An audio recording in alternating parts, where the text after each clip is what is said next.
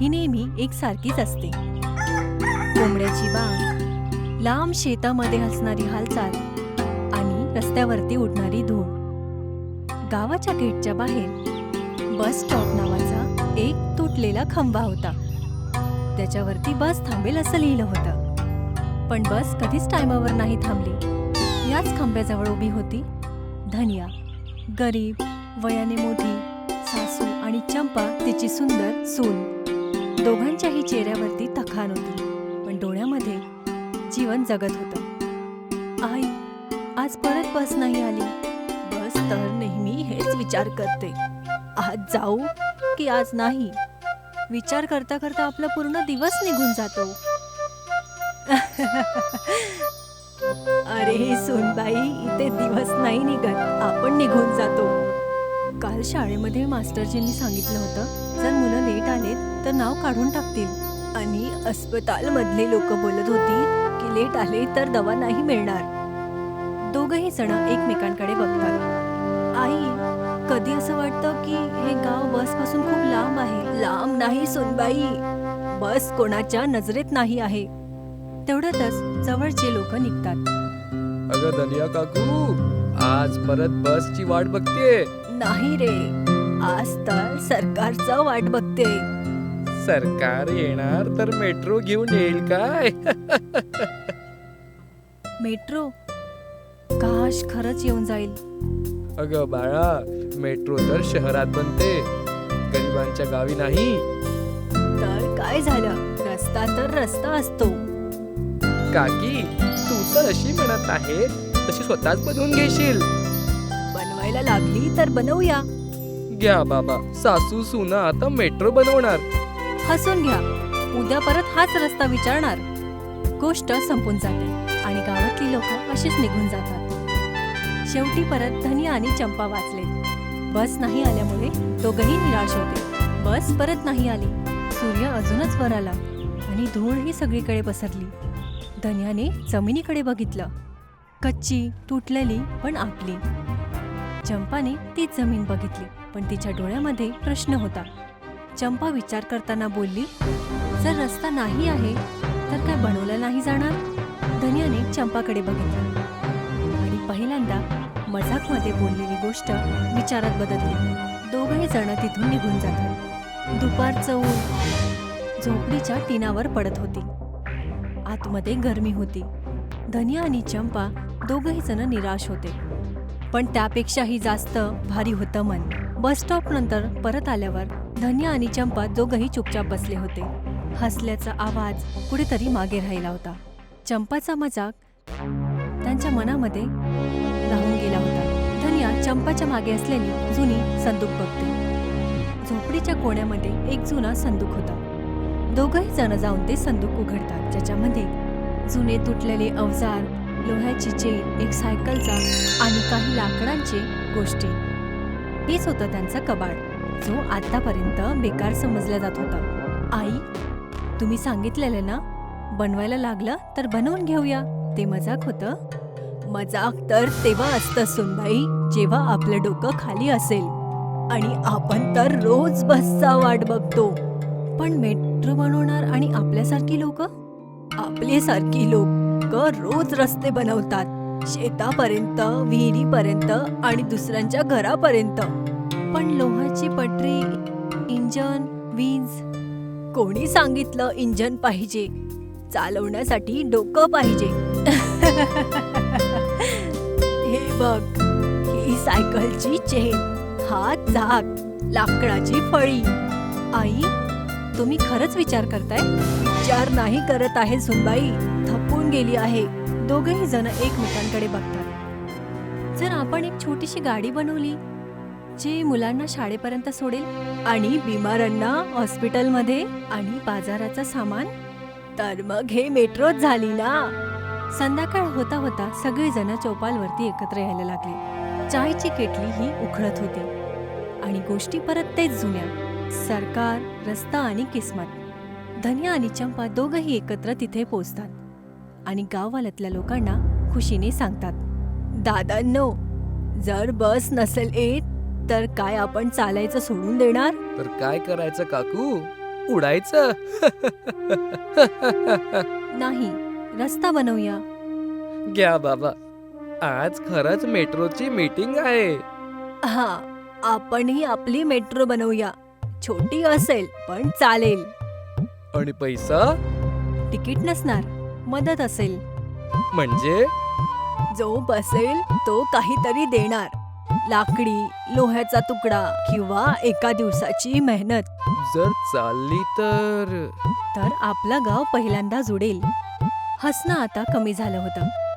काही लोक विचारात पडले होते आणि जेव्हा गरीब लोक विचार करायला सुरुवात करतात तेव्हा श्रीमंतांचेही झोप उडून जाते. दुसऱ्या सकाळी गावामध्ये काहीतरी बदलल्यासारखं होतं. शेताच्या किनाऱ्यावरती जिथे लोक चालत जायचे तिथे आता धन्या आणि चंपा उभे होते. जवळच पूर्ण कबाडचा ढेर लागला होता.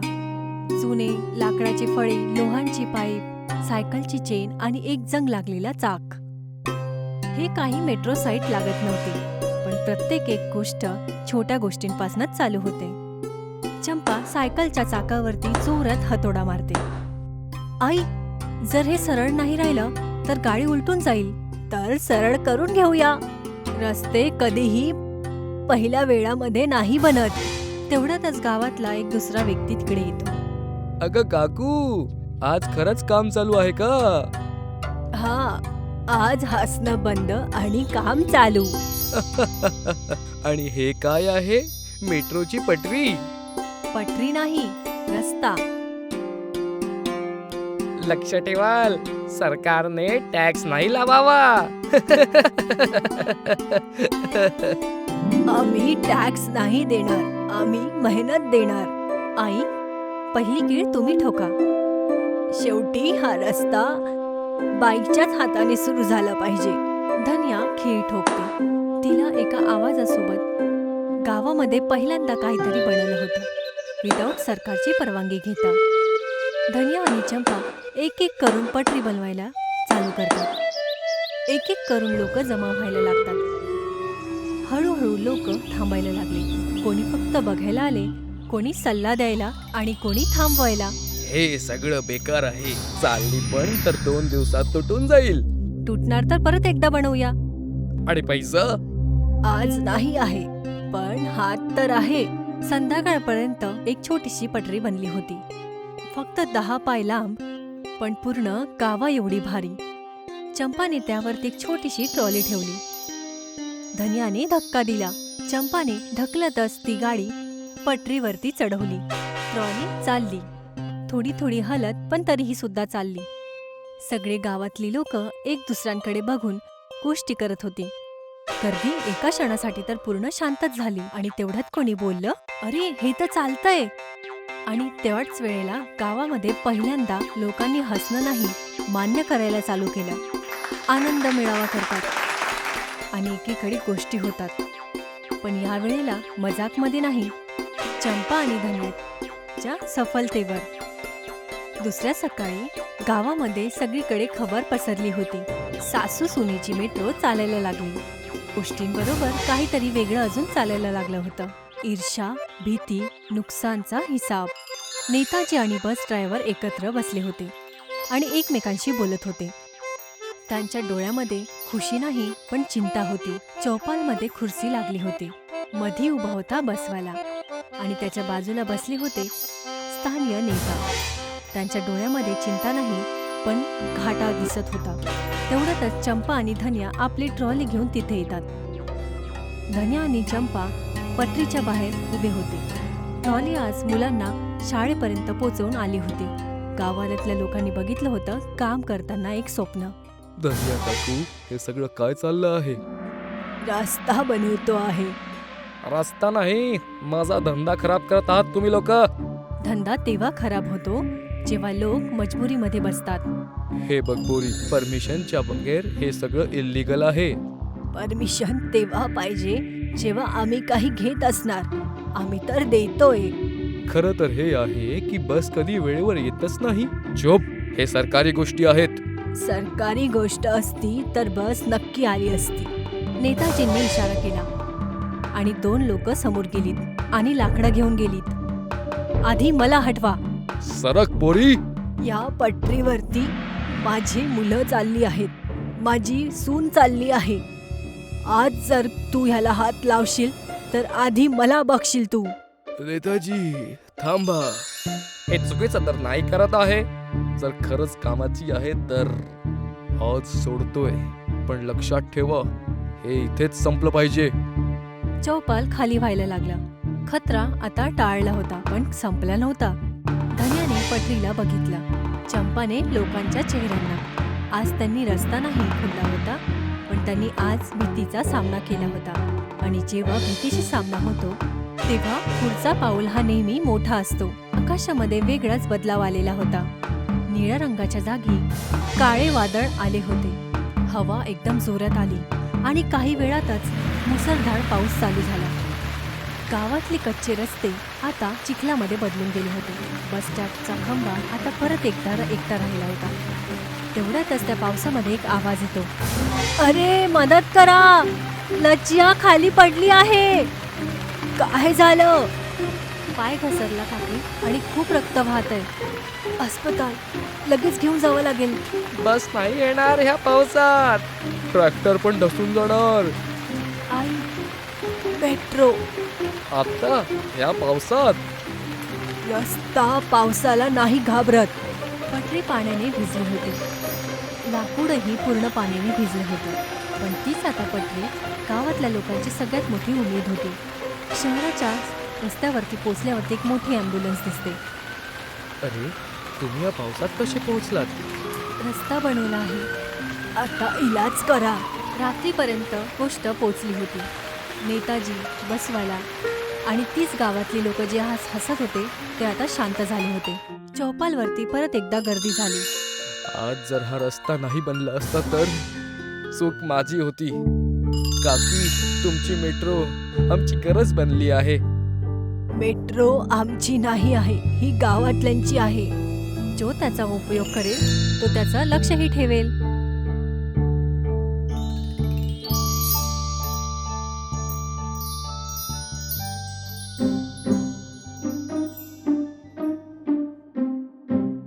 पटरीच्या किनाऱ्यावरती एक छोटंसं प्लॅटफॉर्म बनलं होतं.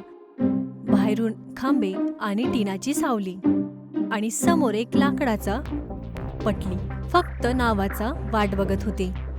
धन्या आणि चंपा थोडे मागे उभे होते. त्यांच्या चेहऱ्यावरती ना गर्व होतं ना भीती होती, फक्त थकलेल्या चेहऱ्यावरती सुकून होता.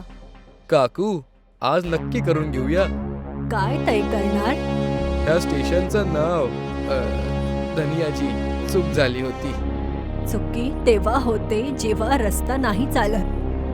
मला वाटतंय या स्टेशनचं नाव विकास मेट्रो ठेवावं. गावातल्या लोकांमध्ये हलकसं बोलणं होतं. नाही, हे नाव ठीक नाही आहे. ज्यानी बनवलं त्याच्या नावावर. सून आणि सासूबाईचं मेट्रो स्टेशन. नाव मोठं नाही पाहिजे, अर्थ मोठा पाहिजे. अम्मा, यांनी आम्ही शाळेत लवकर पोहोचतो याचंच नाव ठेवून द्या. तर काय नाव ठेवूया? मेहनत नगर मेट्रो स्टेशन. पटलीवरती सफेद चुना लावला गेला. कोणीतरी काळ्या अक्षराने लिहिलं, मेहनत नगर मेट्रो स्टेशन. गावातले एक मास्टरजी काळ्या पेंटनी त्यावरती लिहितात. ते नाव कोणत्या कागजनी नाही तर त्यांच्या मेहनतनी निघालं होतं. लोक चढून त्याच्यामध्ये सफर करतात. त्या दिवशी कोणतीच तिकीट नाही काढली, कोणतंच भाषण नाही झालं. फक्त ट्रॉली चालली, मुलं बसले आणि गाव समोर निघून गेले. दुपारचं ऊन खूप जास्त होतं, पण त्यापेक्षाही जास्त मोठं होतं भीतीची शांतता. स्टेशनवरतीच ट्रॉली थांबली होती. घंटी आज नाही वाजली. गर्दी जमलेली होती, पण कोणीही लाईनमध्ये उभं नव्हतं. सरकारी नोटीस होती, टीनावरती टांगलेलं होतं. लगेचच संचालन बंद करण्याची नोटीस होती. धनिया आणि चंपा त्या नोटीसच्या समोर उभे होते. कागद हलकं होतं, पण त्याचं वजन भारी. तेवढ्यातच सरकारी अफसर तिथे येतो आणि गावातल्या लोकांशी बोलतो. नेता आणि बस ड्रायव्हरही त्यांच्यासोबत मागे येतात. आज संध्याकाळपर्यंत सगळं खाली करा. आणि जर नाही तर जबरदस्ती. हा रस्ता जबरदस्तीने नाही बनला. तुम्हाला समजावं लागेल, वरून दबाव आहे. आणि खालून जी मुलं शाळेत जातात, जे बिमार हस्पतालमध्ये पोहोचतात. आम्ही भावनांवर कानून नाही चालवू शकत. काकी, आता काय होणार? आता तेच होणार जे खरं चांगलं असेल. जर हे बंद झाली तर माझी बस पोरांसाठी फ्री चालणार. तू हो चूक समजली आहे मला. एक रात्र द्या, काय? कारण गाव स्वतःच ठरवेल. संध्याकाळ होताच गाव एकत्र येतं. आज पहिल्यांदा लोक शांत नव्हते. नोटीस हवेमध्ये फडफडत होतं आणि खाली एक प्रश्न होता, काय रस्ता कागदाने चालतो की लोकांनी? धन्याने ट्रॉलीची घंटी पकडली. चंपाने लोकांच्या डोळ्यात बघितलं. उद्याचा दिवस फक्त स्टेशनचा नाही तर गावातल्या लोकांच्या गर्वाचा प्रश्न होता. सकाळचा सूर्य आज हळू निघाला. जसं त्यालाही माहिती होतं की आज कोणा एकाचा निर्णय होणार आहे, पूर्ण गावाचा निर्णय होणार आहे. स्टेशनच्या जवळ लोक चुपचाप एकत्र येत होते. धन्या आणि चंपा पटरीच्या जवळ उभे होते. आज त्यांच्या हातामध्ये अवजार नव्हते तर आज त्यांच्या हातामध्ये भरोसा होता. तेवढ्यातच तिथे एक सरकारी अफसरची गाडी येते आणि तो अधिकारी गाडीतून उतरून लोकांकडे निघून जातो. नेताजी आणि बस ड्रायव्हरही सोबत येतात. तर गावानं काय निर्णय घेतला? गाववाले बोलायला तयार आहेत. जर हा रस्ता बंद झाला तर आपण परत मागे चाललो जाऊ. माझी मुलं पहिल्यांदा शाळेत टायमावरती पोहोचलेत. काम मिळालं आहे कारण रस्ता मिळाला आहे. प्रशासन म्हणतं की हे सिस्टम नियमांमध्ये येत नाही. तर नियम बदलावे लागतील. जर आपण याला ग्राम परिवहन प्रयोग मानलं तर? हो, पायलट प्रोजेक्ट. तर घंटी वाजवूया. आज तुम्ही वाजवा. धन्याने ट्रॉलीची घंटी उचलली. हात कापले पण आवाज साफ निघाली. ती आवाज घंटेची नव्हती, तो आवाज वर्षाच्या असलेल्या शांततेला तोडत होती. आजपासून ही मेट्रो कोणाची नसून सर्वांची आहे.